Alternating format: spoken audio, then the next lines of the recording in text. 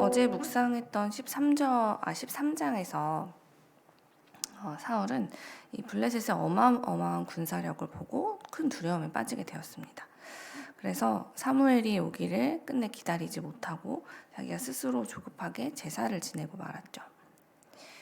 사울이 이렇게 자기 마음대로 자기의 처한 상황에 따라서 율법을 자기에게 유리하게 해석하고 그렇게 율법을 어기면서 하나님을 수단으로 삼는 것을 보신 하나님은 사울에게 주셨던 그의 왕위를 이제 거두겠다라고 말씀하셨습니다.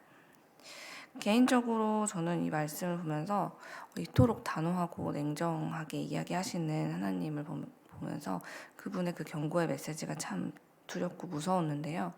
이상하게도 사울은 그러지 않았던 것 같아요. 그는 사무엘을 통해서 이토록 두려운 심판의 말씀을 전해 듣고도 전혀 태도의 변화가 없기 때문이었죠. 다른 때 같으면, 다른 이들 같으면 옷을 찢고 회개해도 모자랄 시간에 사울은 그렇게 회개를 하거나 두려워하거나 애통하거나 하지 않고 그에게 남아있는 군사들을 확인해서 600명인 것을 보고 나서 그들을 데려다가 게바에 진을 칩니다. 마치 아무 일도 없었던 것처럼 그냥 하던 일을 계속 하는 거죠. 그의 행동을 보고 있노라면 그의 마음이 지금 어떠한지를 알 수 있는데요. 사울은 지금 하나님의 그 무서운 경고를 듣고도 그분을 두려워하지 않고 있다는 것이죠. 그는 하나님의 심판보다도 여전히 눈앞에 있는 그 블레셋이 더 두렵고 그들이 더 크게 느껴졌던 겁니다. 그래서 그렇게 끝내는 하나님을 다시 찾지 않는, 하나님께 용서를 구하거나 다시 한번 기회를 요청하지 않고 회개하지 않는 사울의 모습을 끝으로 13장이 끝을 내리게 됩니다. 그리고 오늘 우리가 읽었던 이제 14장이 시작되는데요. 14장을 보면 1절부터 앞에 사울과는 정반대의 모습을 보이는 한 사람이 등장합니다. 바로 사울의 아들 요나단인데요. 요나단은 등장부터 참으로 용감하고 담대합니다. 그는 그가 가장 신뢰하는 자기의 측근인 무기를 든 소년에게 우리 블레셋을 기습하자라는 이야기를 하죠. 그리고 자기의 말이 떨어지기가 무섭게 벌써 그는 블레셋의 진영을 향해서 발걸음을 옮기는데요. 2절 말씀을 보면 요나단이 이토록 빠르게 담대하게 행동하고 있을 때 사울은 기브와 변두리에 있는 석류나무 아래에 머물러 있었다는 그 말씀으로 요나단과 사울이 얼마나 대조적인 태도로 살아가고 있는지를 우리에게 비교해서 보여주고 있습니다. 사울은 그 변두리에 있는 석류나무 아래에 머무르면서 자신을 위해 원하는 대로 제사를 드려줄 대제사장 아히야를 곁에 두고 있는 것으로 우리에게 보여지고 있는데요.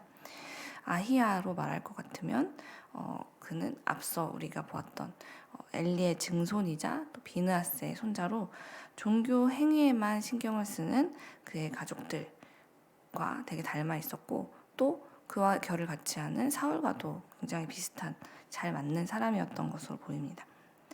이들은 참으로 계속 그 자리에 머물면서 하나님께 더 나아가지도 않고 그렇다고 블레셋을 향해서도 두려워서 나아가지 못한 채 그냥 아무것도 하지 않고 가만히 그 석류나무 아래에 머물러 있는 모습으로 오늘 비춰지고 있죠. 한편 요나단은 자기의 무기를 드는 그 소년과 단 2명이서 이제 블레셋 진영을 선제 공격할 계획을 세우고 있습니다. 8절부터 10절까지의 말씀을 보면 요나단에게 굉장히 대단한 계획이 있어서 지금 그가 적진을 향해 달려드는 게 아님을 알 수 있는데요. 그가 무기를 든 소년에게 말한 작전이라곤 고작 이거였어요. 우리가 건너가서 블레셋 사람들에게 우리의 모습을 먼저 드러내 보이자. 만일 그들이 우리를 발견하고 나서 너희들 꼼짝 말고 서서 우리가 갈 때까지 기다려라고 하면 올라가지 말고 그들이 만약 우리에게로 올라와봐 라고 이야기를 한다면 우리는 올라가는 거야. 이게 바로 주님께서 그들을 우리에게 넘겨주셨다는 징조를 알자. 이런 이야기를 하게 되죠. 가만히 듣고 있으면 이게 무슨 계획이고 전략인가 하는 생각이 들어요. 저렇게 셀 수도 없이 많은 바닷가에 모래와 같다고 했던 그토록 많은 적군 앞에서 지금 겨우 2명밖에 안 되는 병력으로 이런 아무 대책도 없이 그것도 스스로 자기들이 먼저 적들 앞에 자기의 모습을 드러내자는 거예요. 그렇게 해서 그들이 자기들을 치러 오면 피하고 그들이 우리에게 와라 하면은 치자라고 이야기를 하는 것이죠. 누가 봐도 참 너무 무모한 계획으로 보이는데요. 놀라운 것은 하나님께서 이런 요나단의 작전을 그대로 이루어 주시고 그 결과 정말 엄청난 승리를 거두게까지 하셨다는 겁니다. 요나단과 무기를 들었던 그 소년은 순식간에 20명가량의 적군을 제거하게 되고 이 모습을 본 블레셋의 군대와 백성들은 같이 가서 아니 저기 무슨 일이 하고 싸우면 되는데 그들이 굉장한 공포에 떨게 되었다라고 오늘 말씀은 이야기를 하고 있어요. 겨우 2명의 사람이 20명을 이긴다는 것도 쉬운 일은 아니지만 저는 그거는 어떻게 이해할 수 있겠어. 하지만 그 20명도 아니고 거기에는 정말 수많은 사람들이 있었는데 그들 모두가 다 이 2명의 사람을 보고 한 마음으로 공포에 떨게 되었다. 이것이 저는 더 놀라웠어요. 아무리 이 2사람이 정말 세계에서 가장 싸움을 잘하기로 유명한 장수라고 한다 쳐도 이토록 많은 군대와 저 2사람의 싸움인데 수적으로만 봐도 블레셋이 겁을 먹을 이유는 전혀 없잖아요. 그런데 그들은 공포에 떨게 되었고 결국은 얼마나 겁에 질렸는지 나중에는 서로 자기들 편을 알아보지도 못한 채로 자기들끼리 싸우면서 동료를 침으로 결국은 승리를 이스라엘이 가져가게 되었다는 거죠. 어떻게 이런 일이 일어나게 된 것입니까? 바로 하나님께서 요나단을 위해 일하셨기 때문이죠.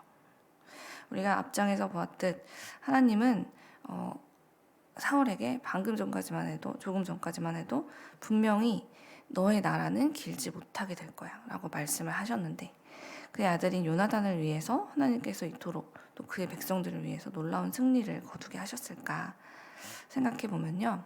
하나님께서는 비록 사울에 대해서 안타까워하셨지만 그의 아들 요나단이 오직 하나님 한 분만을 바라보면서 신뢰하는 그 마음을 기뻐하시고 그 믿음을 보면서 이스라엘 백성을 구원하기로 결정하셨던 것이죠. 6절의 말씀을 보면 요나단이 어떤 믿음으로 하나님께 나아갔는지를 분명히 알 수 있는데요. 제가 새번역 성경으로 6절 말씀을 읽어드릴게요. 요나단이 무기를 든 젊은 병사에게 말하였다. 저 할례받지 않은 이방인의 전초 부대로 건너가자. 주님께서 도와주시면 승리를 거둘 수 있다.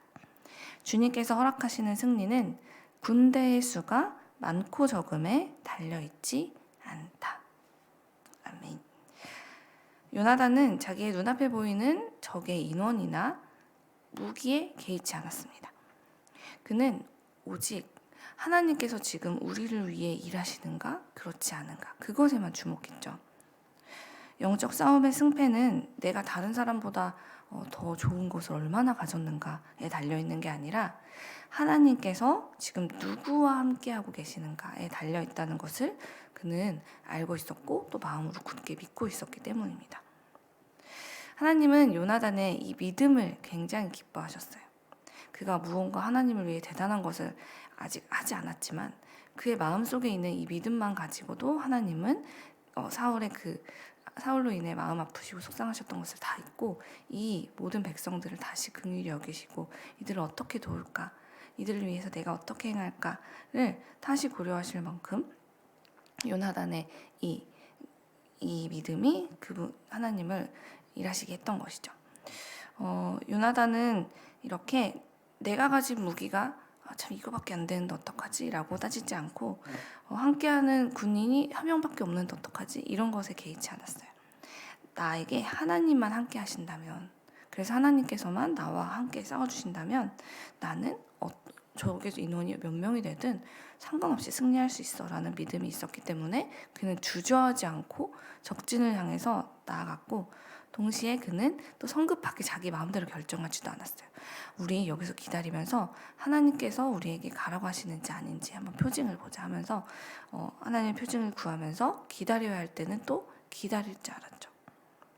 사울과는 굉장히 반대되는 모습이죠. 그리고 마침내 그가 하나님의 뜻을 깨달았을 때 그는 너무나도 담대하게 나아가서 적을 물리치는 것은 물론 그간 블레셋이 두려워서 곳곳에 흩어져서 숨어있던 모든 이스라엘 백성들까지도 용기를 내어서 싸우러 나올 수 있도록 이끌어내는 그런 역할을 하게 됩니다. 하나님 한 분만을 신뢰하며 의지하는 이 요나단의 믿음이 결국은 자기 자신만을 구한 것이 아니라 그의 모든 백성들까지도 구원으로 인도했다는 것이죠. 사랑하는 여러분, 하나님은 이렇게 당신을 온전히 신뢰하는 당신의 자녀들을 기뻐하시는 분이세요. 그리고 그 기뻐하시는 자녀들을 위해서 그 믿음을 가진 모든 자녀들과 늘 함께 하시면서 그들을 위해 대신 싸워주시는 분이십니다. 우리가 그 하나님을 믿으며 나아갔으면 좋겠습니다. 우리 주님은 언제나 우리의 문제를 해결해 주시기 위해서 자기 자신을 아끼는 일이 없는 분이라는 것을 우리가 신뢰했으면 좋겠어요.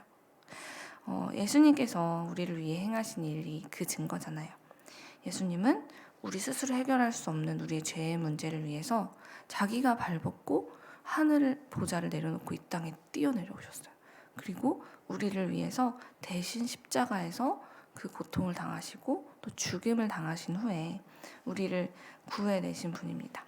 우리를 위해서라면 죽음도 두려워하지 않고 십자가도 마다하지 않고 그곳을 향해 기꺼이 대신 걸어가서 우리를 위해 그 벌도 감당하시고 죽음까지도 감당해 주시는 분이 우리 예수님이시라는 거예요. 그러니 그 주님께서 오늘 우리가 마주한 문제들을 어떻게 우리 혼자 겪어내라고 하시겠습니까? 하나님은 주님 저를 구원해 주세요. 저 사람들이 지금 내게 해결할 수 없는 수많은 문제를 가지고 나를 공격할지라도 나에게는 하나님 한 분이 계시니 능히 이 모든 일을 해결할 줄 믿습니다. 라는 믿음의 고백만 우리가 가지고 있다면 주님은 우리를 위해서 대신 싸워주시고 우리를 구해주실 것입니다. 그러니 이제 우리도 혹여 우리 안에 사울처럼 전쟁의 승패는 군사력에 있어.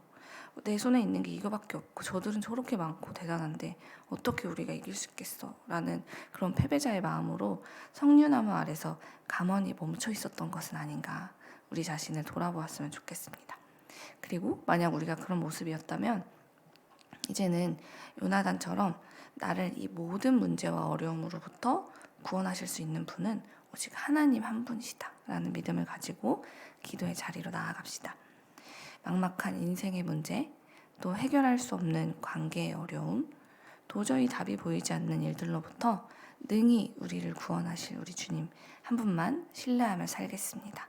라고 고백하면서 우리가 주님께 나를 온전히 내어드릴 때 하나님께서는 나와 우리 가정과 그리고 우리 모든 민족을 다 나를 통해 구원하실 것입니다.